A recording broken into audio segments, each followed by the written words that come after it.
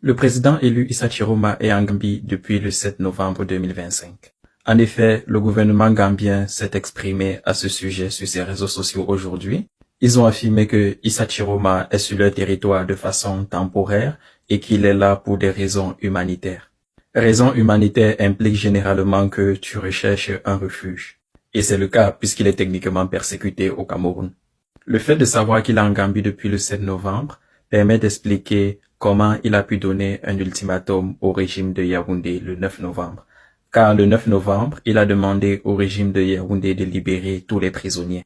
Et je dis que cela explique cet aspect-là parce qu'il faut savoir qu'avant la Gambie, Issa Chiroma était au Nigeria et que les autorités nigérianes lui interdisaient de s'exprimer de façon hostile en ce qui concerne le gouvernement camerounais.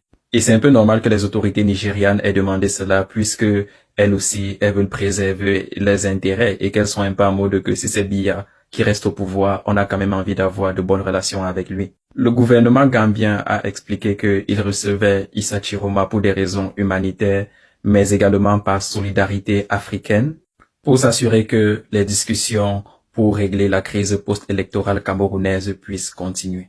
Ça, c'est techniquement une façon de dire que nous sommes en faveur de Issa Chiroma, mais ils ne peuvent pas non plus le dire très ouvertement parce que je pense que si Biya reste au pouvoir, ils n'ont pas nécessairement envie de se brouiller avec lui. Devrais-je dire le régime de Biya puisque Biya lui-même est quasiment un légume. En même temps, je ne pense pas que la Gambie ait vraiment tant de relations économiques que ça avec le Cameroun. Plus tard dans la lettre, ils disent qu'ils croient à la souveraineté des États et qu'ils ne soutiendront pas des activités qui visent à déstabiliser un autre État. Donc, une façon pour eux de dire que nous voulons régler la situation post-électorale au Cameroun, mais rassurez-vous que nous n'allons pas aider Issa Chiroma à, par exemple, monter une armée pour pouvoir déstabiliser le Cameroun ou faire une quelconque autre activité qui va déstabiliser la souveraineté du Cameroun.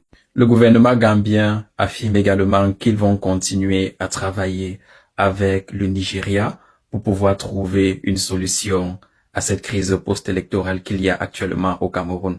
Il faut savoir que les services secrets nigérians surveillaient Issa Chiroma à un moment. Donc, puisque la Gambie est en train d'affirmer qu'ils sont en train de travailler avec le Nigeria pour essayer de régler la situation au Cameroun, cela implique que le Nigeria a volontairement laissé Issa Chiroma quitter son territoire pour pouvoir aller en Gambie. Et pour les têtes vides du RDPC qui vont venir commenter sous ma vidéo, je peux déjà vous dire que allez demander à votre gouvernement de rendre les procès-verbaux de l'élection disponibles puisque vous prétendez que vous avez gagné. C'est tout ce qu'on vous demande. Si vous n'êtes pas capable de partir demander cela à votre gouvernement, sachez que vous allez vous faire bloquer si vous laissez des commentaires stupides sous ma vidéo. Dans tous les cas, qu'est-ce que vous pensez de la situation de Issa Chiroma actuellement?